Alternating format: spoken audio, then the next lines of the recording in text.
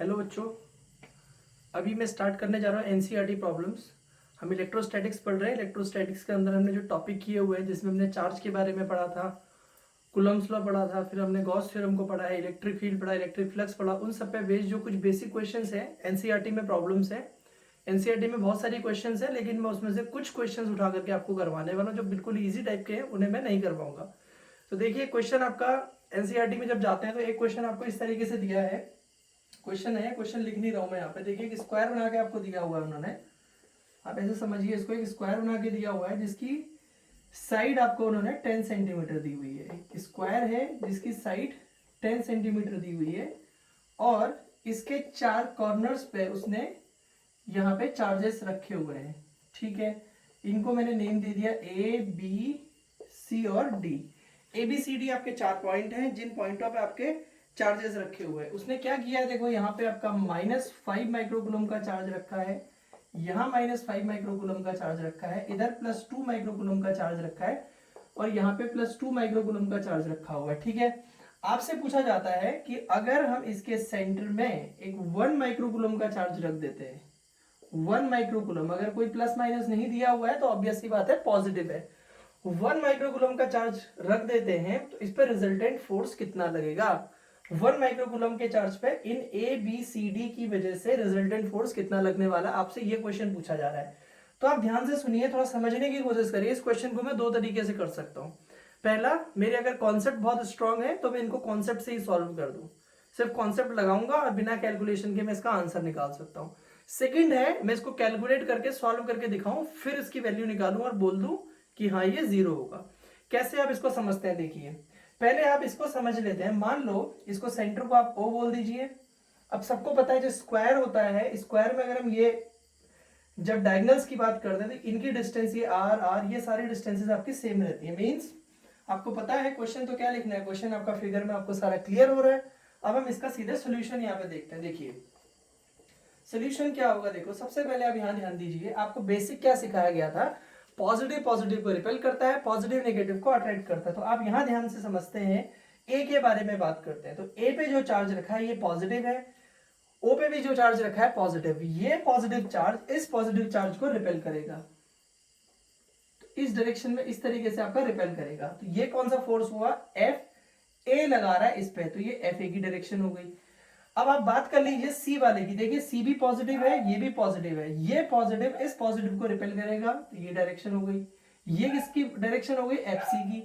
अब आप बात करते हैं बी और डी की।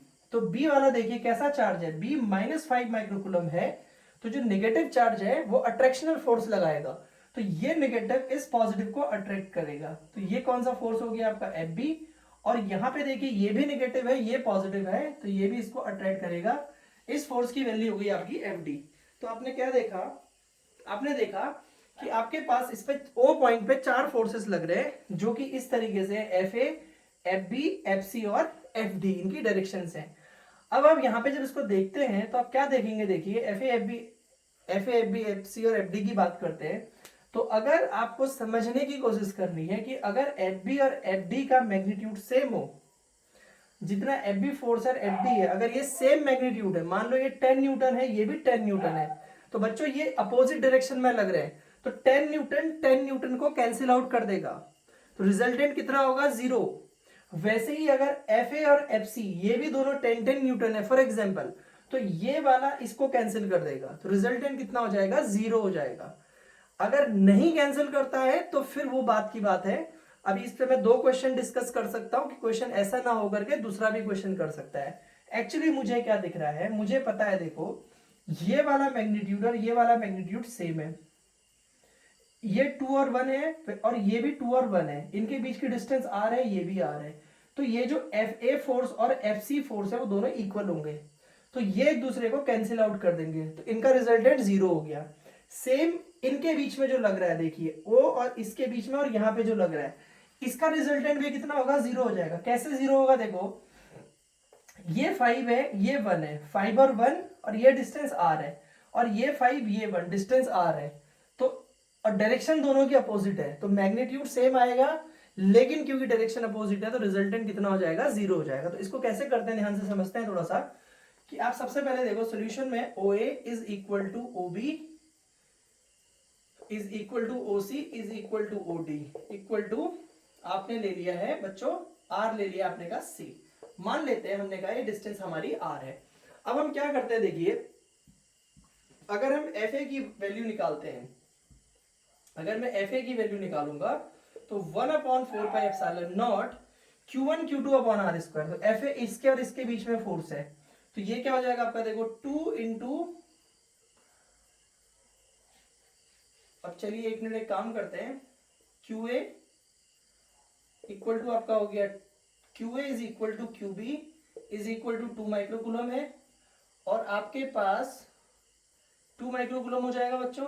और इसके बाद यहाँ पे क्या हो जाएगा देखिए, इसको हम लिख सकते हैं 2 इंटू 10⁻⁻⁶ कूलम लिख सकते हैं। इसी तरीके से देखो QB और QB is equal to QD, और ये दोनों कितने हैं -5 माइक्रोकूलम है, लेकिन मैग्नीट्यूड ही लिखेंगे खाली हम, डायरेक्शन तो इसकी लिखेंगे नहीं हम लोग। तो इसको हम लिख सकते हैं देखो, सॉरी मीन्स इसका साइन नहीं लिखते हैं, -6 कूलम की बात हम कर लेंगे, ठीक है। QB is equal to QD इतना आ गया, और QO पे जो फोर्स रखा है उसका मैग्नीट्यूड है 1 माइक्रोकूलम, तो वो हो जाएगा 1 इंटू 10⁻⁻⁶ कूलम हो जाएगा, ठीक है। अब अगर आप बात करते हैं देखो, आप बोलेंगे कि जो मैं अगर FA निकालने जाता हूँ, FA निकालता हूँ तो वो कितना आएगा 1/4πε0 QA A पे रखा हुआ force into QO upon R square, ठीक है। फिर अगर आप ऐसी FB निकालने जाते हैं, सॉरी FC, सॉल्व करने की जरूरत क्यों है, क्यों इसको कैलकुलेट करके इतना टाइम बर्बाद करें।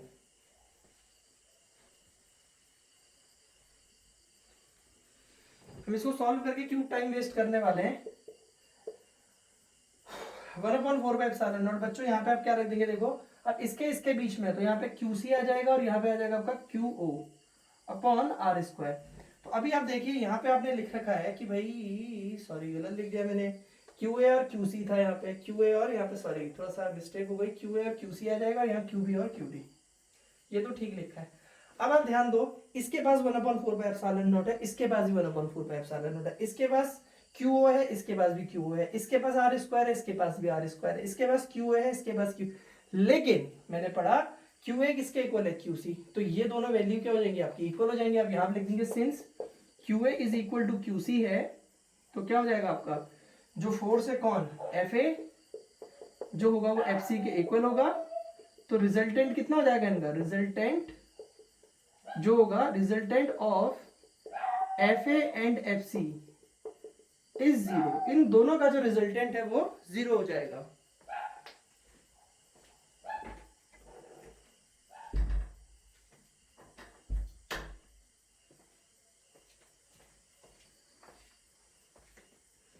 जो आपका FA और FC का रिजल्टेंट है वो 0 हो जाएगा, समझ रहे। क्योंकि अब कैलकुलेट में क्यों करूं बिना मतलब में, कोई मीनिंग ही नहीं बनता उसको सॉल्व करने का, मैं खाली टाइम वेस्ट क्यों करूं। ऐसे ही आप यहाँ पे ध्यान दो, ऐसी FB और FD के वैल्यू निकालेंगे आप लोग, तो FB FD के वैल्यू निकालेंगे, तो अब इसको जल्दी से इसको नोट कर लीजिए। आपका अगर मन है कैलकुलेट करने का तो कोई बहुत बड़ी प्रॉब्लम नहीं है, मैं कैलकुलेट करना भी सिखा दूंगा आपको। आपको करना क्या है, अगर आपका मन कैलकुलेट करने का करेगा तो क्या करना है देखिए, इसको आप अभी फिलहाल जल्दी से नोट करिए, मैं इसको आगे सॉल्व करवा रहा हूं। अगर आपका मन है सपोज मुझे कैलकुलेट करना है, देखो ये वाली जो साइड है, अब आप ट्राइंगल ABC की बात कर लीजिए। अब ट्राइंगल कौन सा ले लेते हैं, ABC ट्राइंगल की बात करते हैं। ट्राइंगल ABC में क्या होने वाला देखो, ये पाइथागोरस लगा देंगे, यहाँ पे क्या होगा AB square plus BC square is equal to AC square, तो इसकी वैल्यू कितनी है 10 square plus 10 square is equal to AC square, ठीक है बच्चों। तो यहाँ से ये कितना जाएगा 100 प्लस 100 200 हो गया, तो यहाँ से इसको 200 को 2 इंटू 100 लिख सकते हैं हम लोग, इसको तो पहले ही कर देना था मैंने, इसको हम लिख सकते हैं 2 इंटू 10 स्क्वायर कर सकते हैं ना, और यहाँ पे AC स्क्वायर हो जाएगा, स्क्वायर से स्क्वायर हट जाएगा, तो AC कितना आ जाएगा बच्चों 10√2, AC की वैल्यू, AC पूरा वैल्यू है। अब AC को क्या लिख सकते हो तुम लोग देखो, OA प्लस AC, इसको OA प्लस AC लिख सकते हैं आप, किसको AC को, ये टोटल डिस्टेंस जो AC है उसको OA प्लस AC आप लोग लिख सकते हैं। तो ये वैल्यू कितनी हो जाएगी देखो, इज इक्वल टू 10√2। ये कितना था, r plus R is equal to 10√2 हो गया। तो 2r आपका कितना हो गया, 10√2। यहां से r की वैल्यू निकालेंगे आप लोग, तो 10√2 अपॉन 2। तो 2 को लिख सकता हूं मैं क्या, √2 इंटू √2। ये कैंसिल हो जाएगा तो 10/√2 आ जाएगा। तो आपने देखा कि आप इसको 10/√2 लिख सकते हैं। ये किसकी वैल्यू निकल गई, r की। जल्दी से नोट कर लीजिए।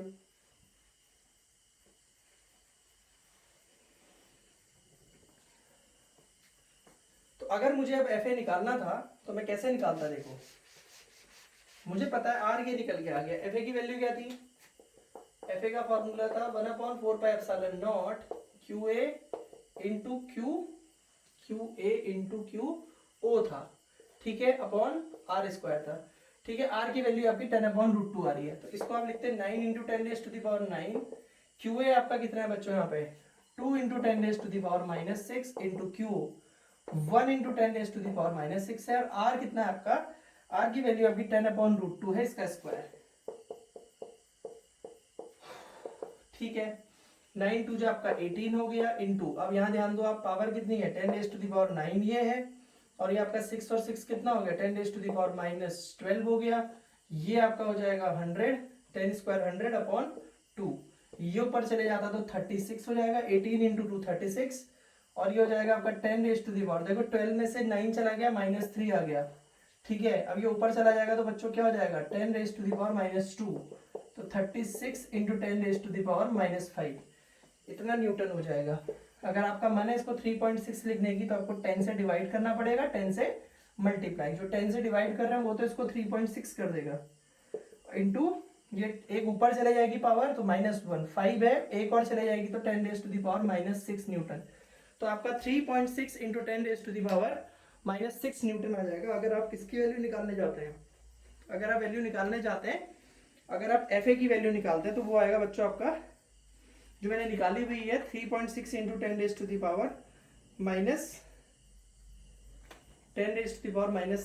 न्यूटन।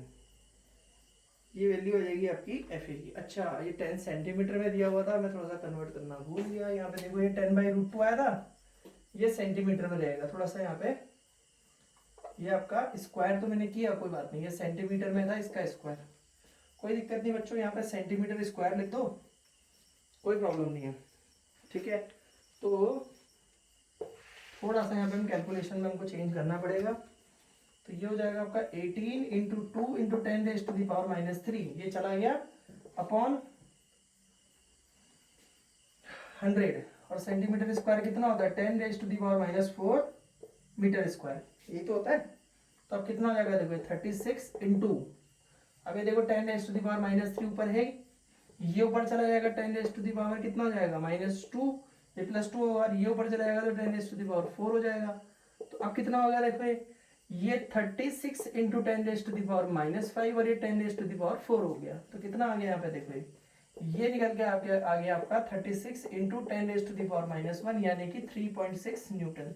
थोड़ा सा मैंने ध्यान नहीं दिया, मैं कन्वर्ट करना भूल गया था सेंटीमीटर को मीटर में, तो आपने सेंटीमीटर को मीटर में कन्वर्ट कर लेंगे तो 3.6 न्यूटन की वैल्यू आ जाएगी। ये कौन सा फोर्स आएगा, FA आएगा। अब ऐसी FC अगर मुझे निकालना होता तो FC निकालने के लिए 1/4πε0 करता मैं, और यहाँ पे QA QC। अब बच्चों ये भी 2 है, तो यहाँ पे 2, यहाँ 1, बाकी सारी चीजें सेम होती, तो ये भी 3.6 न्यूटन आता।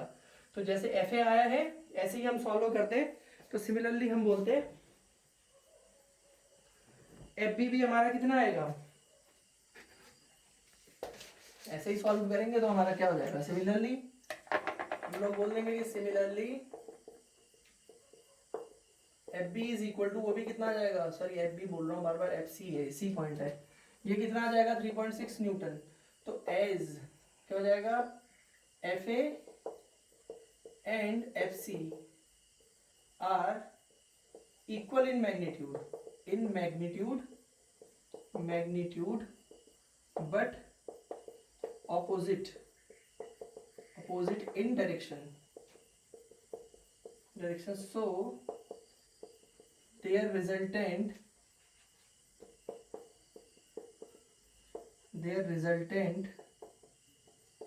will be 0। तो इन दोनों का रिजल्टेंट जो है वो जीरो हो जाएगा, किसका, एफ ए और एफ सी का। इसी तरीके से आप निकाल देते हैं किसका, एफ बी और एफ डी का। ठीक है, अब एफ बी एफ डी का भी बच्चों सेम प्रोसेस में कैलकुलेशन करोगे, कैलकुलेशन आप खुद से कर सकते हैं, तो रिजल्टेंट आप लास्ट में निकालेंगे तो वो आपका जीरो निकल के आ जाएगा। ठीक है, तो आप इस क्वेश्चन को इस तरीके से कर सकते हैं सॉल्व। और अगर इस टाइप का क्वेश्चन कहीं कॉम्पिटिशन वगैरह में इस तरीके से पूछा जाए तो आप उसको डायरेक्ट भी वैल्यू बता सकते हैं।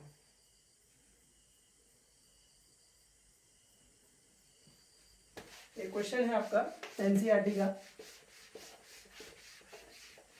ये क्वेश्चन आपसे बोलता है, देखो कभी कभी क्वेश्चन में कुछ हिंट भी हम लोग देने की कोशिश करते हैं, हिंट से भी क्वेश्चन सॉल्व हो जाता है, तो आप इसको एक हिंट की तरह भी ले सकते हैं। जैसे मैंने आपको क्वेश्चन समझाया कि अपने डायरेक्शंस देखनी है, वही पॉजिटिव पॉजिटिव है तो वही रिपेल करेगा, अगर ये चार्ज पॉजिटिव ये भी पॉजिटिव था तो पॉजिटिव पॉजिटिव रिपेल करेगा, और ये पॉजिटिव है इधर निगेटिव है तो निगेटिव पॉजिटिव को अट्रैक्ट करेगा।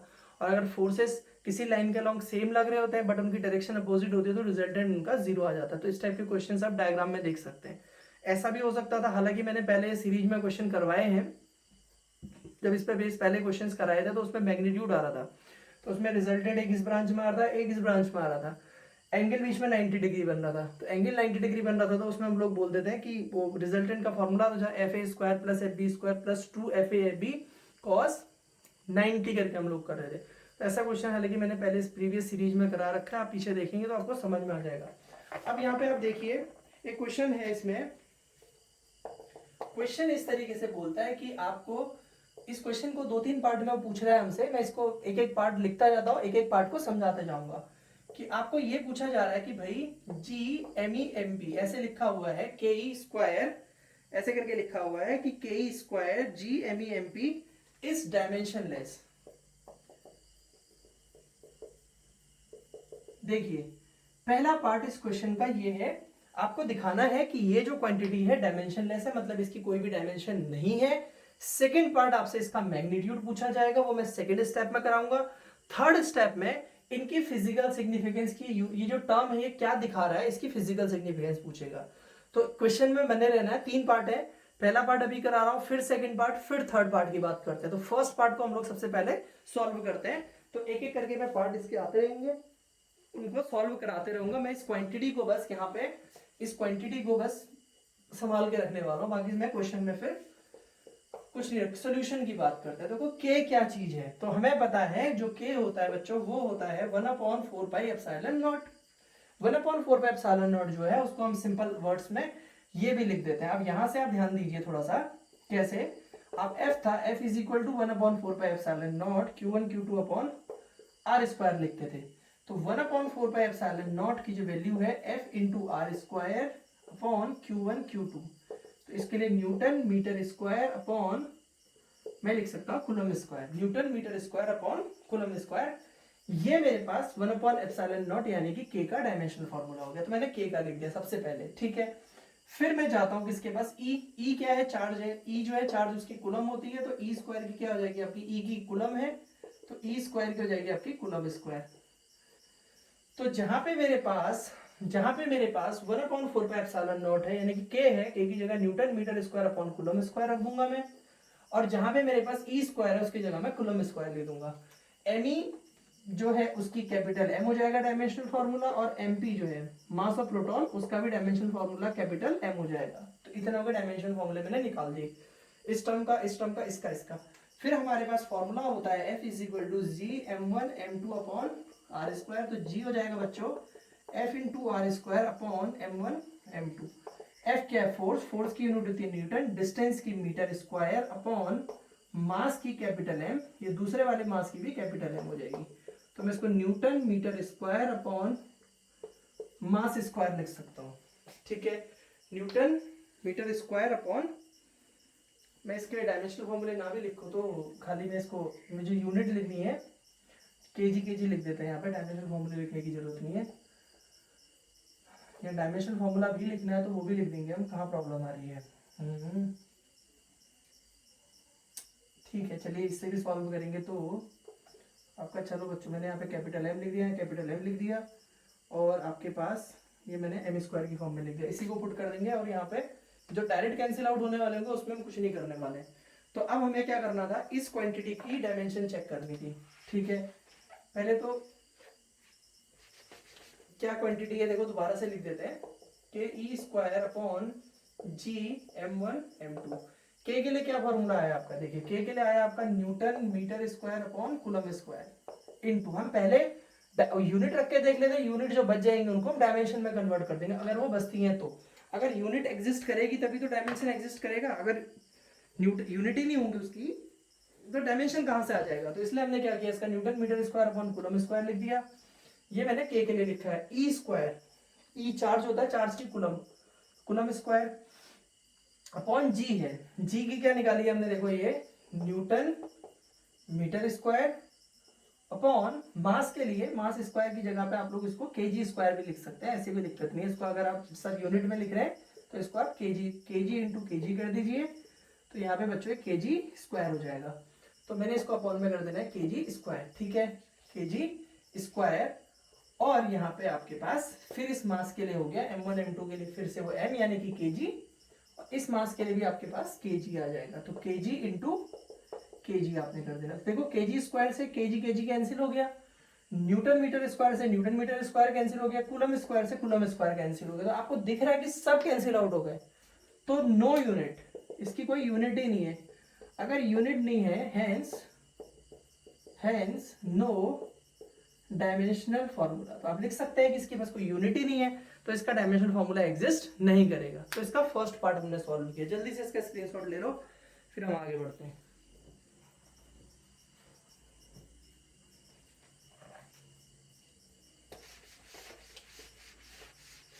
सेकेंड स्टेप में आपसे पूछा जाता है कि भाई जो ये क्वांटिटी है, सेकेंड स्टेप इसका है कि के ई स्क्वायर अपॉन जो हम ये लिख रहे हैं जी m1 m2, इसकी वैल्यू क्या है। इसकी वैल्यू आपसे फाइंड आउट करने के लिए सेकंड पार्ट में, अब क्वेश्चन तो एग्जाम में एक ही साथ देगा वो, मैं तो अलग अलग पार्ट में इसको सॉल्व करके करा रहा हूँ। इसकी वैल्यू आपसे पूछ देता है किसकी वैल्यू क्या है। तो देखो अभी के मैंने करवाया था आपको, यहाँ पे ध्यान दीजिए, के था, मैंने बोला इसको 1/4 को के बोलते हैं। ये आपके पास होता है कितना, 9 इंटू 10⁻⁹ यूनिट वैल्यू लिख दो, यूनिट लिखने की फिलहाल कोई जरूरत नहीं है। ई जो चार्ज होता है 1.6 इंटू 10⁻⁻19 वैल्यू होती है इसकी। जी की वैल्यू होती है आपकी देखो 6.67 इंटू 10⁻⁻11। और आपके पास एम, ये था आपका एक एम ई लिखा हुआ था, एक एम पी लिखा था। एम ई जो होगा आपका mass of electron, mass of electron वो कितना होता है बच्चों, 9.1 इंटू 10⁻⁻31 kg होता है। और mp मास ऑफ प्रोटॉन वो होता है 1.67 इंटू 10⁻⁻27 kg। तो ये आपके पास सारी की सारी वैल्यूज हैं, इन वैल्यूज को पुट करोगे तो आपका इसकी वैल्यू निकल के आ जाएगी। तो अब मैं क्या करता हूँ, देखो मुझे इसकी वैल्यू पूछी थी, मैं इज इक्वल टू यहाँ पे लिख देता हूँ। तो मैंने क्या करना है देखो, 9 इंटू 10⁻⁹ इंटू 1.6 इंटू 10⁻⁻19 इसका स्क्वायर कर देना है, अपॉन क्या करना है 6.67 into 10⁻⁻11 into 9.1 into 10⁻⁻31 into mass of proton है 1.67 इंटू 10⁻⁻27। अब बच्चों इसके बाद क्या है, सिंपल इसकी कैलकुलेशन बचती है, आपको इसको कैलकुलेट कर देना है। और इसकी जो कैलकुलेशन आप करेंगे वो कैलकुलेशन आप खुद से कर सकते हैं। ये जो वैल्यू आती है कैलकुलेट करके 2.287 इंटू 10⁻⁻39 आती है। इस टर्म को सॉल्व करोगे आप, ये सारी वैल्यू जो मैंने आपको बताई है पुट करोगे, इसका सिंपल कैलकुलेशन करोगे, इसका स्क्वायर करोगे, 1.6 इंटू 1.6 हो जाएगा, पावर 38। यहाँ पे पावर ऐसे ही रहेगी, ये ऐसे ही रहेगी, पावर सब नीचे यहाँ पे ऐड कर देंगे तो क्या हो जाएगा देखो 37, 31 में 27, 58, फिर 11 69 हो जाएगा, फिर ये 38 हो जाएगी, ऊपर पावर 38 में 9 ऐड कर दोगे, 29 बच जाएगी, -29, और ये ऊपर चली जाएगी। तो इसको कैलकुलेट आप करते हैं लास्ट में, तो ये आपकी पावर्स बचती हैं। फाइनल आंसर रहेगा आपका 2.287 इंटू 10⁻⁻, माइनस थोड़ा सा मैंने गलत लिख दिया, 2.287 इंटू 10⁻39 इसकी वैल्यू आती है। तो आपसे क्वेश्चन पूछा जाता है कि ये क्या चीज़ है, तो आप बोलेंगे इसको अगर कैलकुलेट करते हैं तो ये चीज़ निकल के आती है। इसका जो थर्ड पार्ट है, थर्ड पार्ट आपसे पूछा जाता है क्वेश्चन का कि ये जो चीज है ये सिग्निफाई क्या करती है।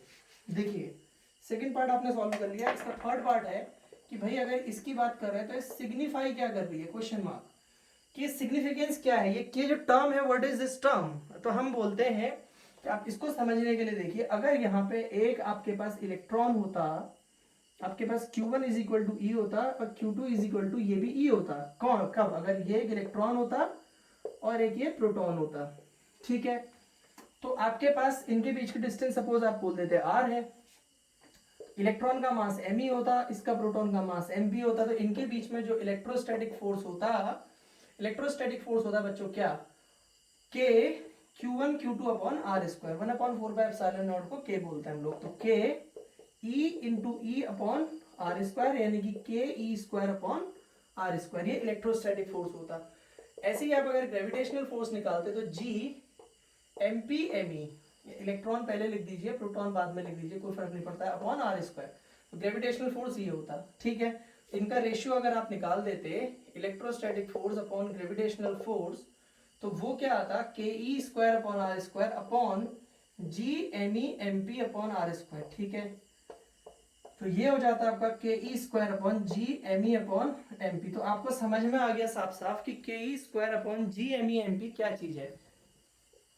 तो आपको दिख रहा है बोर्ड में, K E square upon G M E M P कब आया, जब मैंने एक प्रोटॉन और एक इलेक्ट्रॉन के बीच में इलेक्ट्रोस्टैटिक फोर्स निकाला, उसी इलेक्ट्रॉन उसी प्रोटॉन के बीच में मैंने ग्रेविटेशनल फोर्स निकाला, उन दोनों का मैंने रेशियो किया, तो आर स्क्वायर से आर स्क्वायर कैंसिल हो गया, तो ये निकल, तो this is ratio of, this is ratio of, इसका ratio of electrostatic force and gravitational force between one electron and one proton। तो आपने देखा कि ये जो वैल्यू निकल के आ रही है, ये आपके पास किस चीज की वैल्यू है, आपका रेशियो है ग्रेविटेशनल इलेक्ट्रोस्टैटिक फोर्स और ग्रेविटेशनल फोर्स का रेशियो। तो बच्चों इस तरीके से हमने एनसीईआरटी की 2 प्रॉब्लम्स अभी सॉल्व की हैं। आप इसके बाद जो सिंपल से क्वेश्चंस हैं, जैसे आपके पास मान लीजिए, मैं कुछ 1-2 क्वेश्चंस और डिस्कस कर देता हूँ, आपको प्रॉब्लम नंबर 1 और प्रॉब्लम नंबर 2 भी इसकी सॉल्व हो जाएंगी एनसीईआरटी की। जैसे आपके पास 2 चार्ज स्पेयर दे दिया, एक की वैल्यू 2 × 10⁻⁻7 है। मैं पहली और दूसरी एनसीईआरटी प्रॉब्लम्स को भी जल्दी से आपको बता देता हूँ।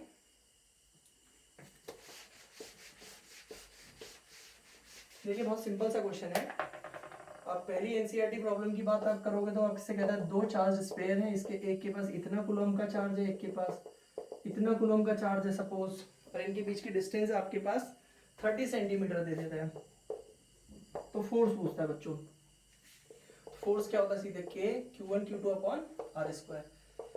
के की वैल्यू 9 × 10⁻⁹, ये होता है 2 × 10⁻⁷ इंटू 3 × 10⁻⁷ अपॉन 30 सेंटीमीटर है। आर आपका डिस्टेंस 30 सेंटीमीटर है, इसको 30/100 मीटर करोगे तो 0 से 0 कैंसिल हो जाएगा बच्चों, 3/10 मीटर आ जाएगा।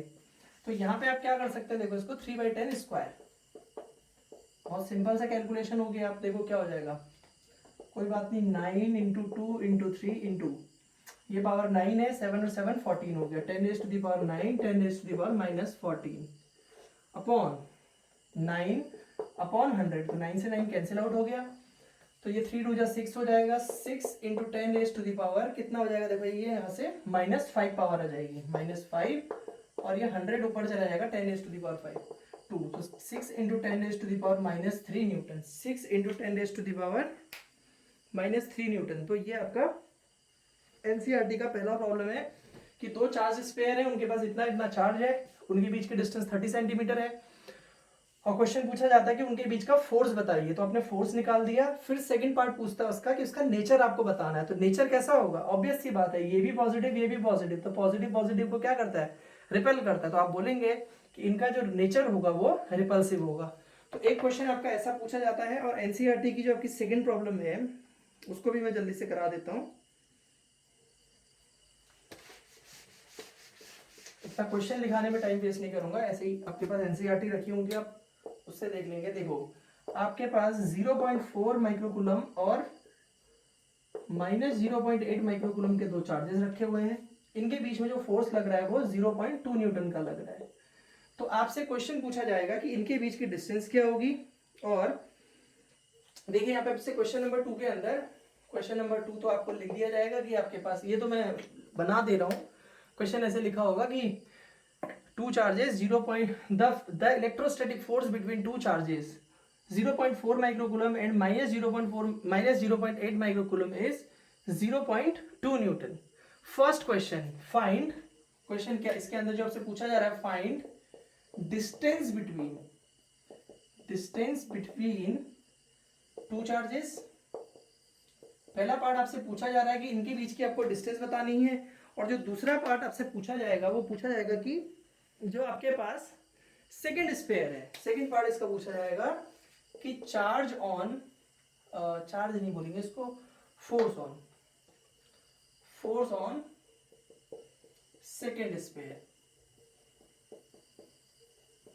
अब सीधी सी बात है भाई, अगर ये बोला जा रहा है कि 0.2 न्यूटन का फोर्स एग्जिस्ट कर रहा है, तो सेकंड पार्ट को तो मैं ऐसे ही खत्म कर देता हूँ। तो मुझे पता है कि इक्वल एंड अपोजिट फोर्सेस होते हैं, तो अगर ये इस पे 0.2 न्यूटन लगा रहा है तो ये भी इस पे कितना लगा रहा होगा, 0.2 न्यूटन। तो सेकंड पार्ट तो ऐसे ही खत्म हो गया। अगर ए बी पे, जैसे मैंने आपको पढ़ाया था कि जो कूलॉम्स लॉ है वो न्यूटन के थर्ड लॉ को होल्ड करता है, एक्शन रिएक्शन। अगर ए बी पे फोर्स लगा रहा है तो बी ए पे फोर्स लगाएगा, तो ये तो वही चीज है। अगर इसने इस पे 0.2 लगाया तो ये भी इस पे 0.2 न्यूटन लगाएगा, तो खत्म हो गया। पहला पार्ट है इनके बीच की डिस्टेंस कितनी होगी। आर अगर आपसे पूछता है तो वो क्या होगा, बहुत सिंपल है ये भी। तो कैसे फॉर्मूला लगाओगे, देखो आपको पता है F इज इक्वल टू के Q1 Q2 upon R square होता है। अब आर स्क्वायर निकालोगे तो क्या हो जाएगा, के Q1 Q2 अपॉन एफ। ठीक है बच्चों, के की value 9 into 10 raise to the power 9 होता है। Q1 कितना है, 0.4 into 10 raise to the power -6। ठीक है, माइक्रो के लिए value 10 raise to the power -6 आ जाएगी। और यहाँ 0.8 into 10 raise to the power -6। कुछ बच्चे सोच रहे होंगे कि यार माइनस का साइन क्यों नहीं लिया। फोर्स कैसी क्वांटिटी है, वेक्टर, वेक्टर के साथ माइनस का साइन यूज होता नहीं है।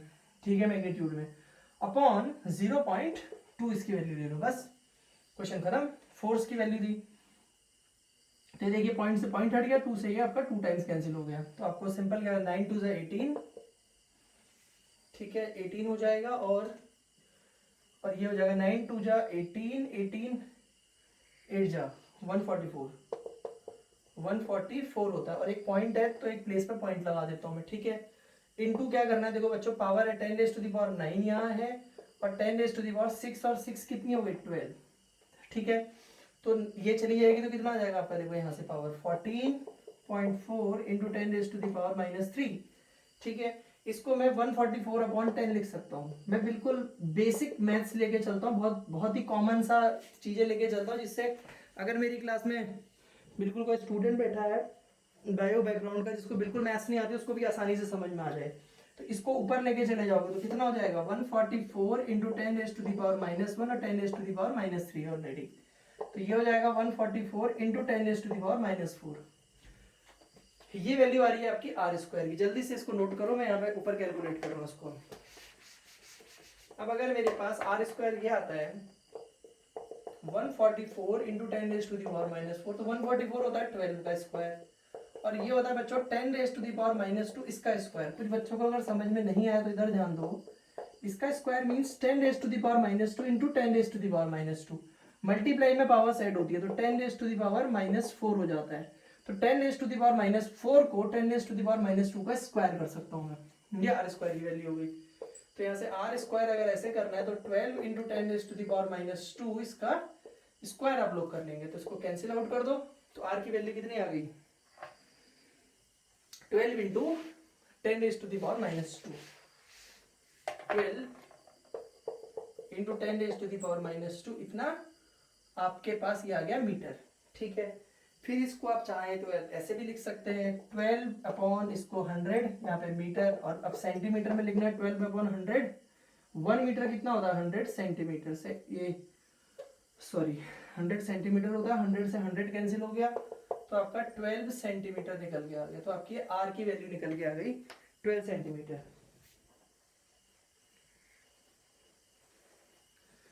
तो आपने देखा, हमने अभी 4 क्वेश्चन सॉल्व किए हैं। तो इस तरीके से आपके एनसीईआरटी न्यूमेरिकल्स पूछे जाते हैं। एनसीईआरटी के जो न्यूमेरिकल्स एग्जाम में पूछे जाते हैं, चाहे आप कॉम्पिटिटिव देखें वहाँ भी, और आप चाहे सीबीएसई की बात कर रहे हैं या किसी भी एग्जाम की बात करें तो आपको क्वेश्चंस पूछे जाते हैं, और न्यूमेरिकल ज़्यादा से ज़्यादा सॉल्व करना इसलिए ज़रूरी है क्योंकि हमारे कॉन्सेप्ट्स को क्लियर करता है। तो अभी हमने ये किया है, फिर हमारा जो एनसीईआरटी के कुछ और क्वेश्चंस हैं उनको हम लोग डील करेंगे। Thank you.